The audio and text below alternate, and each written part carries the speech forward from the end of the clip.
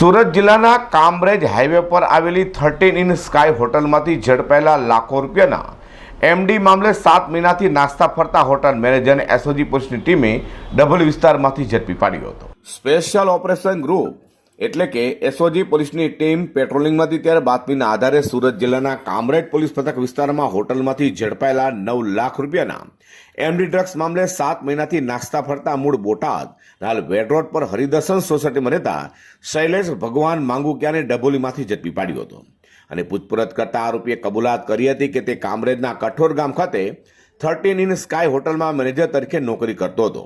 ત્યારે વસીમ ઉર્ફે નિપ્પલ મિર્ઝા અને વિશાલ પાન પાટેલ હોટલનો રૂમ ભાડે રાખી ઊંચું ભાડું આપતા હતા અને ત્યાંથી તેઓ ડ્રગ્સનો વેપાર કરતા હતા।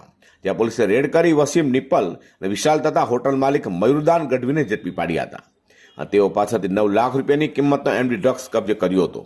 જે ગુનામાં પોતાનું નામ આવતા ધરપકડથી બચવા પોતાના ગામ બોટાદ જતો રહ્યો હતો અને ગામમાં પોલીસ આવતા જ પોલીસને ચકમો આપી સુરત ભાગી છૂટ્યો હતો।